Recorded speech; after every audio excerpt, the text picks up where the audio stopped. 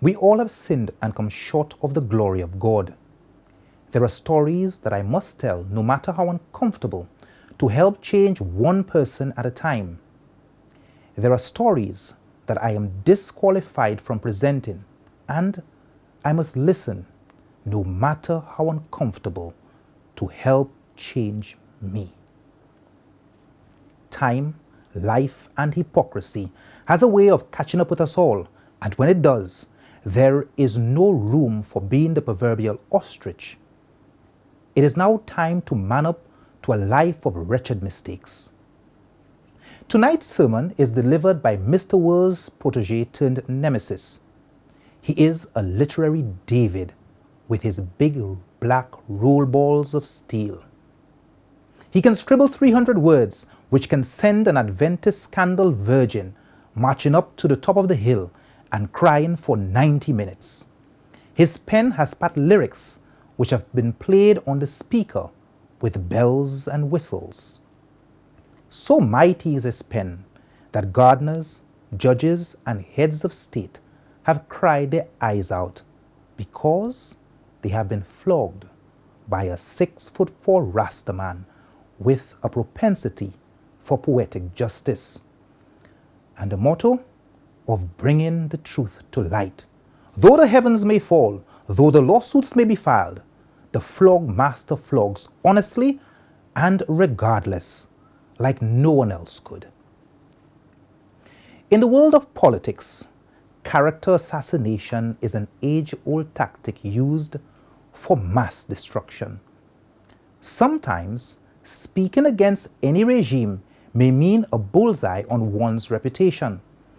It was the Prime Minister's press secretary who started the lyrical Facebook tirade with a character named Amatis Edwards. And the thread, as they say, is history. What followed was perhaps the most intriguing online post ever written in the Flog blog, a true confession of the ultimate sin. The lyrical genius agreed to this interview, if only done by a woman who was not part of the mainstream media.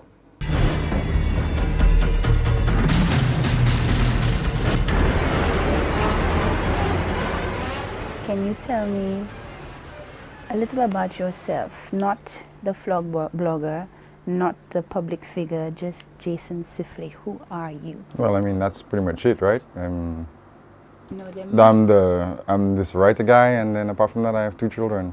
Okay. Yeah. Can you tell me a little about your upbringing? Because I'm sure you didn't just come up out of nowhere and appear as the Flog blogger. So, Well, I was a nice little Seventh-day Adventist boy who was supposed to be a preacher, and then is that as a result of who you grew up with, or? yeah, I had my father's sisters were like superhero Christian women, kind of, you know. Superhero. Yeah, like when I grew up and I found out that all women were not like that, it was quite disappointing actually, because Nice. they were like they taught me to read, to write.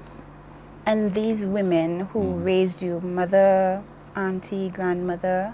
It's my father's. Your father's my side. first memory is my father's sisters, and then later on when my mother finished teachers college, I went to live with her, and then I learned the critical skill of making up my own stories. That's what I got from my mother. I didn't learn to read and write from my mother. Okay. My mother is the first writer I knew, Very because she would nice. actually write down stories about her childhood.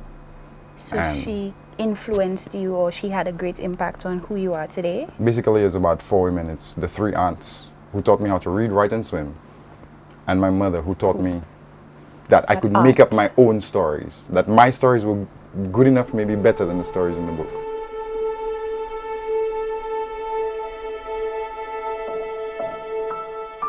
Monday, 30th June 2014, via the Flog blog. This is not satire. This is not parody. This is not a joke or a literary gimmick. This is for real. A meditation on violence by someone who went too far. A recent post on Facebook by the Prime Minister's press secretary ostensibly aimed to discuss domestic violence and turned into a kind of organized Facebook political assassination of a known terrorist. It was sad to see domestic violence become a victim once again, this time not in the household, but in the political arena. I had hoped that the abuser in question would face down the specific allegations honestly, subtextually, daring the rest of the men on the post to deny that they are indifferent from him. He didn't. He scored some political points, took some political hits, including what might be a death blow, and totally avoided the question of his abusive behavior when confronted by his peers. Unfortunately, I had not forgotten Jada Japier's original challenge to have an honest discussion of domestic violence. With her intended target on the run, I picked up his blindfold and stand now before the firing squad. If you're looking for a guy who beat his wife, you found it. It's me. I am guilty of what you accuse Amatus Edwards of. The details might be different, but in substance, we are the same. Domestic violence is not just the doing of deranged heavy drinkers with penis issues. Sometimes it's the nice guys you would never expect it from. Sometimes it's someone you hoped would know better. Most importantly, in this article, sometimes when you heard your neighbor screaming as her husband abused her, sometimes it was me. Before you shoot me, I want to make a true statement. This is not some kind of allegory. Everything that follows is an actual fact. There's like my story, her story, and our story. Right. Now, her story and our story, that's not for me to go and discuss with everybody. Okay. You check what I'm saying? All right. Right. And so what I dealt with on the blog was my story. I'm starting like at the point when I lose my flipping mind and do something that I would never ordinarily do, that I was not trained to do, that I have been against my whole life. I think that when fellas stand around talking about like, if we're talking in a situation where we're talking about domestic violence, I could be the guy who never did that. Now I can never be that guy again.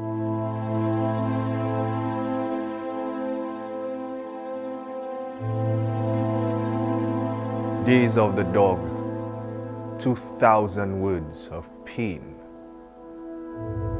I'm trying to be a lion.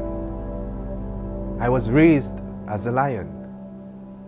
But somewhere along the way in my life, I became a dog.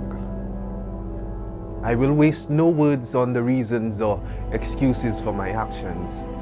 The story begins where my violence begins. The broken glass. I get tired of all them bitches you have, you know. I stop talking to you. I fed up with you. I get sick of you. What's your problem, woman? I get sick of you. What is your problem, woman? I get sick of you. I'm tired of talking to you, not listening to me. I'm tired of talking to you. She held the thick glass mug, her hands just above her head. I wrestled it out of her hands easily and smashed it violently on the floor near her feet. It was my first taste of violence. She pretended to be strong, but it shocked her. I was not angry or shouting. I was calm as the early morning sea. I never tasted violence like this. Violence without fear. I didn't think it then, but with hindsight, it was the first time I began to understand the addiction of violence that grips psychos and gangsters and cops and soldiers but I'm diverting attention from myself. As she walked away silently to the baby in the bedroom, I picked up the shards on the floor, retrieved the torn and crumpled novel she gave me for my birthday, and resumed reading.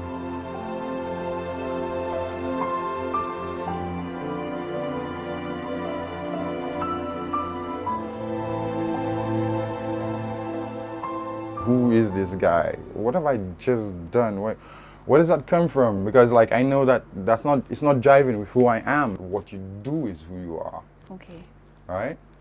It doesn't stay who you are forever because you can change what you do. But if you just did it, that's who you are. Yeah. You know what I mean? How did you all make amends after that fight, that first fight? Did you all make amends?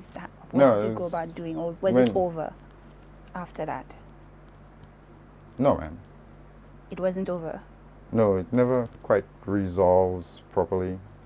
People like to pretend they resolved it or like it gets better afterwards or whatever, but like,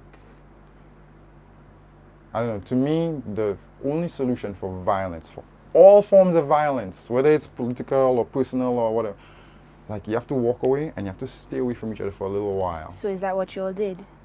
That's what I'm still doing.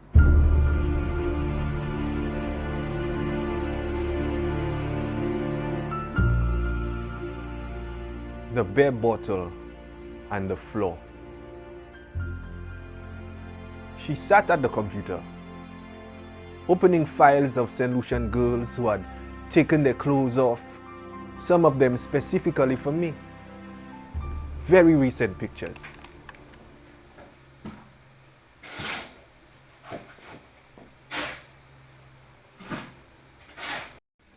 She grabbed the beer bottle by the side of the computer, and a small part of me thought, oh man, the one beer you drink all year is going to burst your head.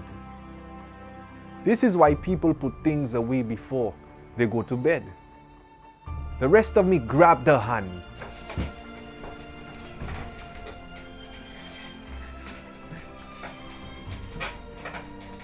And dislodged the bottle. It fell on the floor as I grabbed her by her neck and dragged her from the bedroom into the living room, explaining all the legitimate reasons why I was going to do something wrong. Enough things are in and you're leaving here, sir. Huh? You're leaving here, sir. What's up, now? You want to fight anymore? Huh? Huh? Take man for a boy? Huh? We weren't together anymore. She didn't live here. She had humiliated me with violence enough. I wasn't her boy. I was tired of being a fool. Blah, blah, blah. I could see myself as though I was watching myself, panicking and helpless at what could happen next. But I was also powerful and domineering, asserting myself in a way I never had in any relationship. I threw her to the floor, thinking, she's a lot lighter now than when we have sex. Then as she cowered, screaming for help or attention or whatever, I sat on her chest, straddling her and choked her with one hand as I slapped her with the other. I slapped her hard enough that my hand hurt. But I didn't stop slapping her. I cursed and spat and strangled, watching the veins around my eyes rage in the reflection of her eyes. Watching myself commit these crimes from above myself, something screamed, Jason, what the f***, Rasta? You were not raised like this. What will Auntie Martha say when she hears about this? Auntie Cynthia, Auntie Julita, women who raised you, women who could never be hit by a man. Jason! Jason!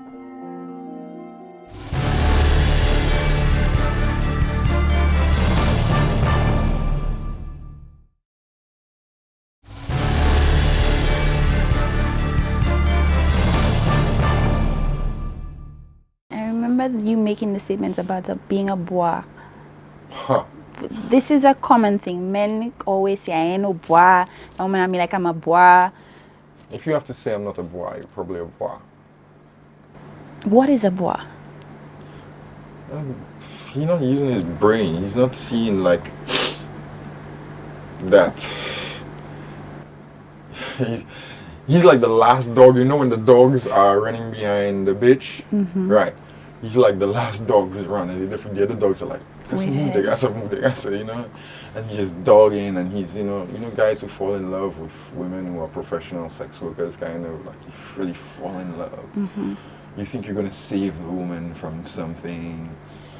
You're giving of your all, and you know, like, as a guy, I don't think you're supposed to do that. I think you're supposed to be focused on what you're focused on. And then a woman looks at you and thinks, I like the way that I'm rolling, you know. And then she wants to roll with you. You know what I'm saying?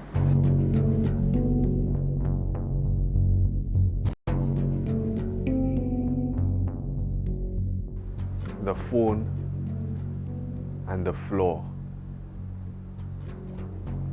She was living with my mother, and I spent the night because she and I were going to lose something important the next day. In the early morning, I got a call. To save money, I made the person call the landline. She came at me with a pair of scissors. I tell you already, don't have your women calling you on my house phone. Don't have your women calling you on my house phone. Don't have your women calling you on my house phone. Boy, I warn you about that. I grabbed her wrist so that the scissors were disabled and tripped her so she fell backwards. I straddled her, and holding her neck, I banged her head into the floor. I didn't use all my strength because I didn't want to wake up the baby. The baby woke up anyway. I didn't soothe him. I left them both alone to lose that something valuable by themselves as I comforted myself in somebody's daughter's vagina. I realize now that she was trying to cut the phone line. She wasn't trying to attack me at all. When you're fighting with a guy, he's defending and he's fighting you back. When you're fighting with a woman, it's like she's paralyzed. It's like she wants to lose. It's like she's programmed to lose the fight. You understand? Do you understand what I'm saying? She's programmed to lose the fight. It's as though like she's given up. There's no hope. Right. She knows she's not doing the things it would take to win the fight. Okay, so right. Whether she's trying to scratch your eyes out and stuff like that, but she's doing all the wrong things in a fight. Like she's not hurting you properly. She's not defending herself properly. Like there are very few women who. So I could see that where I was beating up on her, and it's like this scale of victory is so much larger than like what I got from beating a fella in school, in secondary school. So, you know, the margin of victory was so much smaller when I was beating up a guy. So you gave an account of a time when she went into your cell phone. Yeah. Yeah, tell me about that. How did you feel? Were you annoyed? What did that trigger? Yeah, you can imagine that was not an isolated incident. That was a thing that happened a lot, right? A lot, okay. Now, there is a justifiable reason in the past for her going in my cell phone. Okay. But there's not a justifiable reason in the present. And when we had gotten back together, the agreement was we have to leave the past in the past. If we let that stuff follow us, we're going to end up in a bad cycle. Okay. We ended up in a bad cycle. Okay. And I felt it was like, you're persecuting me, Dread. Like, I stopped that stuff. You don't have to look at my phone there was anymore. No trust right, anymore. Exactly. And that was definitely an issue. Right.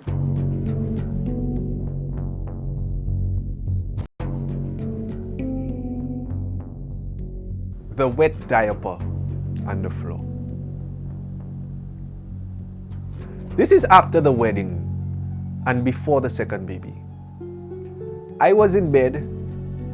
She was in my phone. She threw a wet diaper at me, and it hurt a hell of a lot. Why you tell me you're not talking to her? I thought you tell me you're not talking to her. All these messages on your phone. So why you my phone in the first place? What are you doing in my phone? Your phone in the house. I can go in your phone. You lying too much. So what are you doing in my phone? Too much. What you doing in my phone, I can go sir? in your phone. I doesn't go in your phone. Why you in mine? It hurt for weeks on that side of my face. But it wasn't the pain that sparked me off. It was that she was accusing and punishing me unjustly.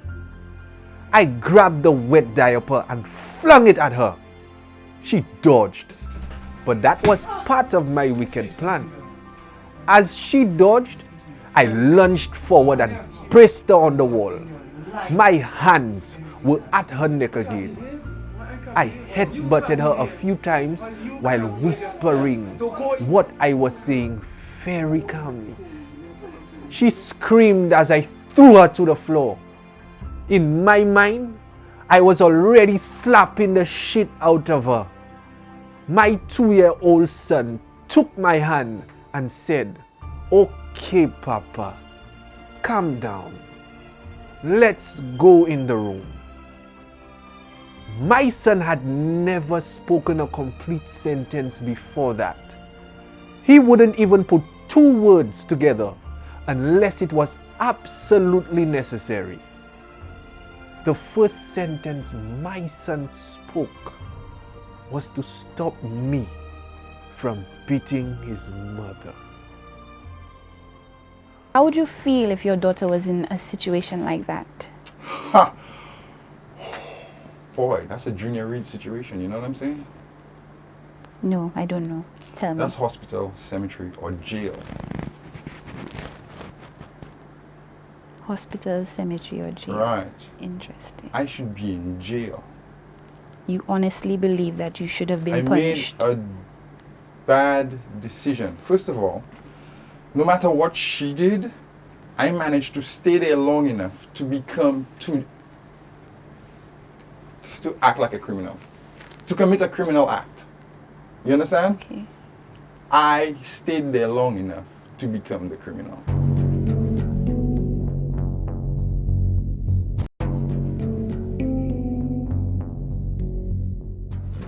The most unprovoked violence. I was angry with her about something else, but I hadn't told her what it was or that I was furious inside. Somebody tell me they saw you with the woman. They saw you with her. When she accused me of exactly what I knew she was guilty of, I flipped out and left the living room, went into the kitchen, put her down on the ground and started hurting her. I wasn't using punches or slaps or choking. I was pinning her down and hurting her with the pressure. Why you keep doing that? The children dead. The children dead. Behave yourself, Jason. I remember that after weeks, even months of being repulsed by her, I was suddenly aroused. Disgusted by my own perverse, rapist erection, I relented. I stopped. She was still pregnant with my daughter. I wanted to hurt her, but I didn't want to hurt my daughter. But I wanted to hurt her. I wanted to hurt her for what I thought she did to me. Sometimes I think I still do. Sometimes I still have violent fantasies involving real people for no good reason. I am consoled only by the fact that I am far more interested in pain and death than in sex. Imagine that. I think this is the danger for a lot of men who go through this silently, right? It's like the thing is plaguing you and you can't look at it. I wasn't looking at it until I was telling somebody, yo man, tell the truth, tell the truth, tell the truth. And I realized I was a hypocrite. So, all the time we're not saying it, we're not analyzing ourselves enough to corrige. how does it make you feel after this program? You know you're doing this program, and other females who are watching. How do you think it's going to make them feel? Do you really care about how they perceive you, or how they're going to look at you, if they're going to be fearful of you? The most important thing is And to your be children, do you think that it's going to have an impact on? the most important thing is to be the kind of person that when my children are old enough to read that story, they can look at me and see that I am not that person. I am a far better person than that. And that. Other people's opinion, it hurts, but not so. I'll tell you what. The other people's opinion, like when women have negative reaction to what I said, like good friends of mine telling me, yeah, you should be in jail, or like, how could you do this? Or my sister, oh my God, Yeah, my sister cut me up, Dread. When that happens, it's what I think is like, this is what should have happened to me when I did it, but I got away with it. It's like being a criminal and you get away with the crime, but 2 years later, it catches up with you. Or like I turned myself in, apparently. You know what I mean? It's very much like that, where the vilification is there and it hurts, but like, Dread, you hit a woman, what did you think was going to happen? Like, you don't think you deserve that? You know what I mean? So like, whatever you get coming to you, or whatever follows you, that you just have to accept it. I made that happen. I made that happen. And you stated that you're no one's hero. My thing is that if you are in the public eye or you're a public figure, no matter what, somebody's going to look up to you. Somebody's going to want to be like you. You are going to influence someone. You're going to have an impact on them. How does that make you feel? Well, no matter what anybody thinks of me now, everybody knows that I tell the truth. Everything we need to talk about is a damn secret in this country. Right? And like, I'm sick of it. Let's just tell the truth, do you know what I mean? You tell the truth, you get better, it's over. Like, why do we spend 40 years? It's like a healing process, you think? Kind of like that, you know? Okay. Like, all this thing about, it's not just domestic violence, it's gays, it's incest, it's... A lot of other things. Yeah, All it's right. everything. Some persons who read your article may think that it was, your actions were premeditated and planned. What do you have to say about that? I got caught up in violence. I made a very bad decision. The acts I committed are technically or legally criminal.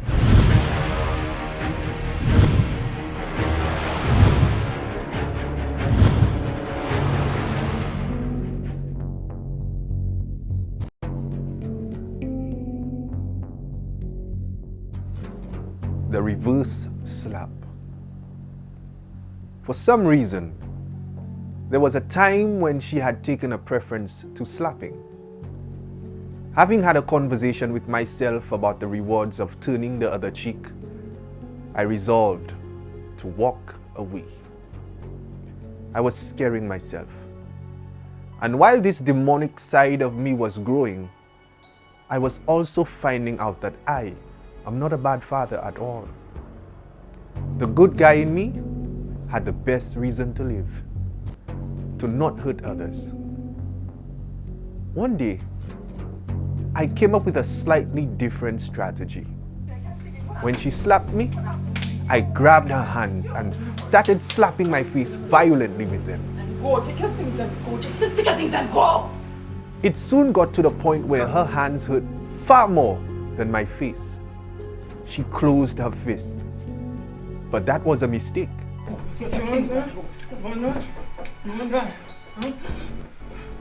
I started punching my face with her fist. I think I was hoping to break her fingers or something.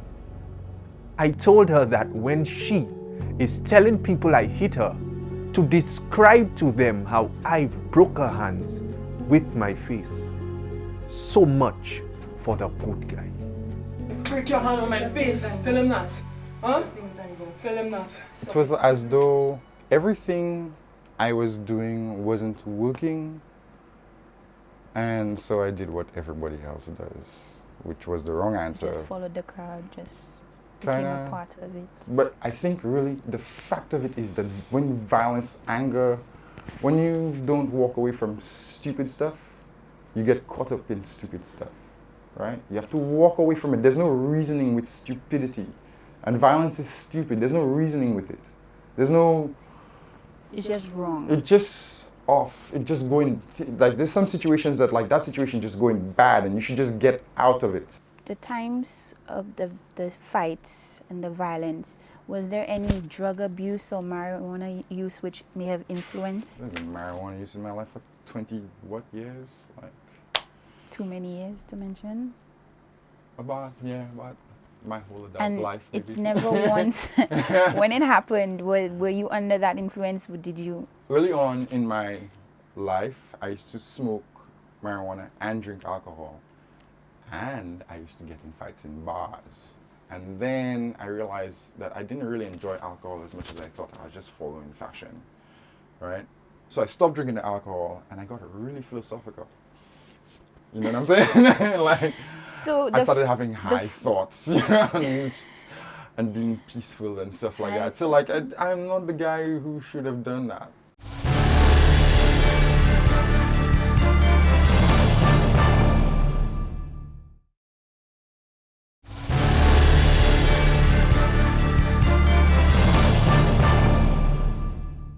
I know you said that you're done. You're not ready for women, for us. But do you think, like, in the future, if you want to have a relationship, do you think that it's going to affect your relationship with? I cannot even conceive. It's like I don't even understand what language you're talking right now. Like, I cannot conceive of that.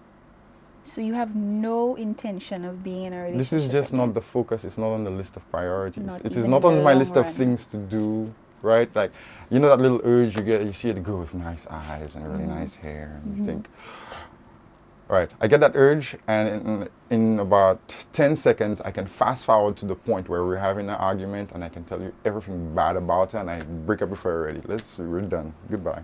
Do you think For men. that some women deliberately look for a beating I have heard that, and I cannot imagine. and that they deserve the beating?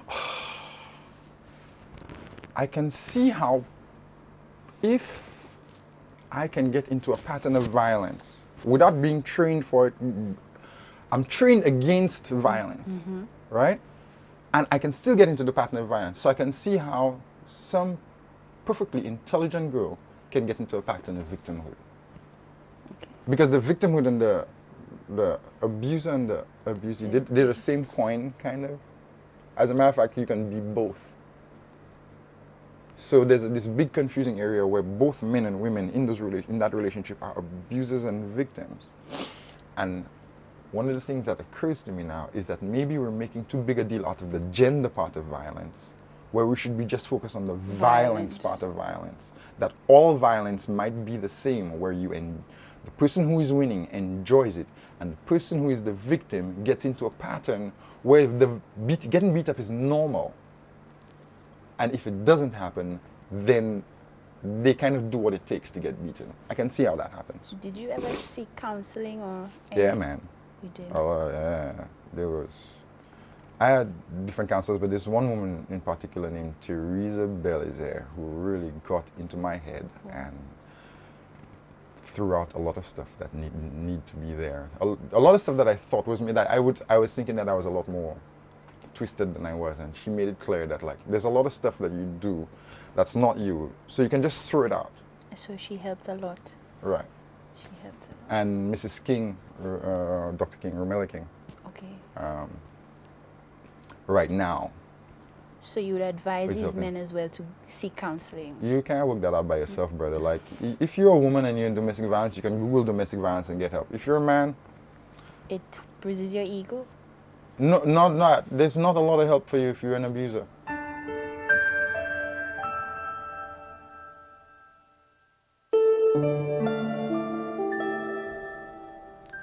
The phone, the slap, and the other slap. I tried to take the phone away from her, but she grabbed it in a way that accidentally broke my finger. I didn't hit her then, but she went outside and made our argument very public, including saying some truly scary things about me. Inside, we fought and I slapped her so hard, it stopped time for a moment. What are you doing with my phone? What are you doing with my phone? I can go for your phone when I want. I can go for your phone anytime Give me my your phone, phone man. So what are you doing with my phone? I can take your phone. As long as you're in the house, I can take your phone. I tell you that, sir. If you don't want me to go in your phone, get out. Give Get me my out. phone.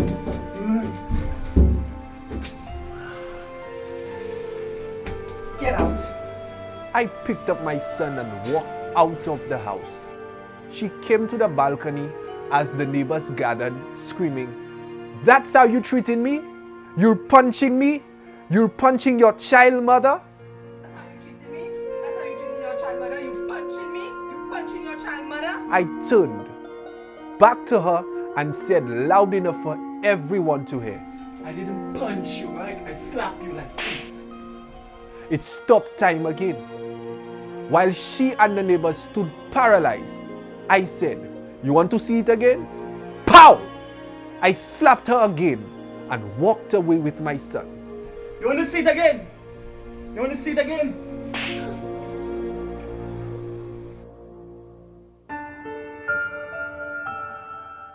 As I walked away, I felt somehow vindicated. I don't know from what. I had just demonstrated to my neighbors that I was a wife beater. Lucky for me, I live in a place where no one cares. That day, my son didn't talk very much. We just kinda limed around in silence. Were the police ever involved? No, she never called anybody. She never told anybody. Neighbors never heard and... Neighbors heard. So that's Oh yes, I did for remember the people you. business. I don't know. Right, I did People remember would say reading good that. morning the next day. Like nothing happened. No police. That kind of thing where like you could see the person in the eye saying, hey, she doesn't have any bruises. Right. Right? You could see them saying it in their mind, but Amazing. and then like maybe like everybody like how many women out of 10 in the neighborhood have not been beaten? You know what I mean? How many guys how many guys who heard it have not Done the same thing. given a woman a little touch up? You know what I mean? to So to fix up herself. for a lot of people, it's normal. That's dying nothing. Fellas have told me that, like, why you know, she did this and she did that. So like, you were damn right. Women tell me that like, you didn't do anything wrong. She provoked you. Sure, I committed a criminal act. I had a choice. There were other incidents of violence, some quite public. I'm sorry for you on your phone. Who you WhatsApp me on your phone then? I warned you about that already. I can't take these things.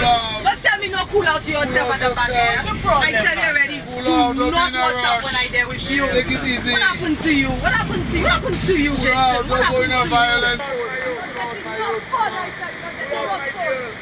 I can't get enough phone. I go home. I get enough phone. I don't come home.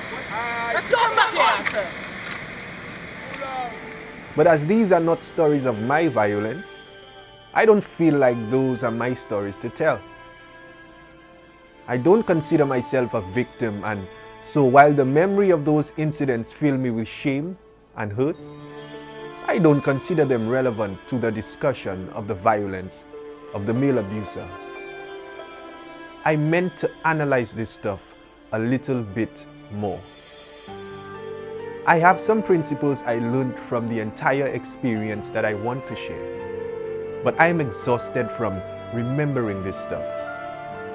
Being a wife beater must be like being a drug addict, where no matter how long it's been since you last did it, what matters most is that you know now you are the kind of person who does that. I can never again be that lovable, innocent boy who never abused a woman. I can never look at a public service announcement about domestic violence without thinking they're talking about me. I don't understand people who stay there to get beat. I think they're dangerous. I think people who willing victims are more dangerous than anyone else in the gender violence relationship. Why? Because they are the center of gravity. They're the ones attracting all the violence. You understand? It's like demand and supply. Right. They're the ones creating the demand for violence at the core of it. If let's say you're not a woman who wants violence and you meet a guy who's capable of that, like you shut that guy down immediately. And right. People who want to be beaten or whatever, they're letting people who want to exercise violence or become weak to violence, They're letting them exercise it and get better at it. You understand? And the more you do something, the better you get. I don't know how to explain it. I think the willing victim is perhaps the most dangerous one.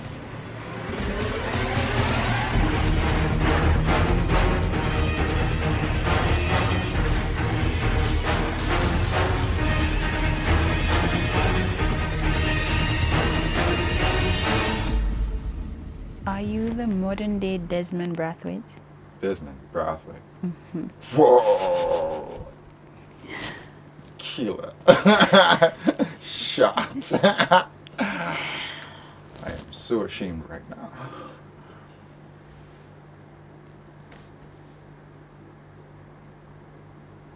Desmond Brathwaite.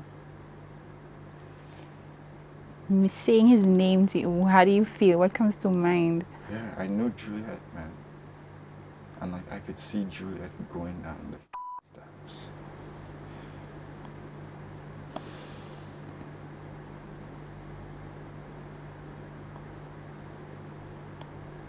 Yeah. Yeah, that's me. That's you. I am not qualitatively different from them. I did the same thing.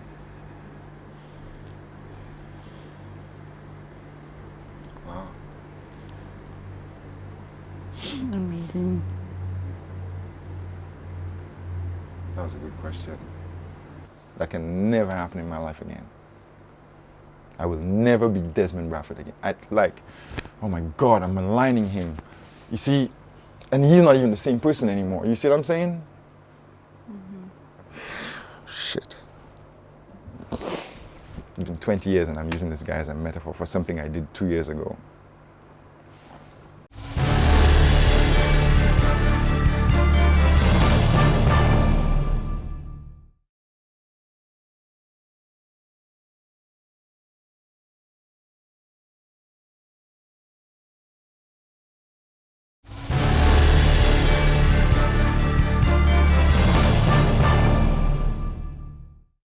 Do you think that the court system is too soft on women who abuse men as opposed to men who abuse women? Like they're very extremely hard. No, there's a kind of irony in there where women get arrested for violence against men and get put in jail, I find.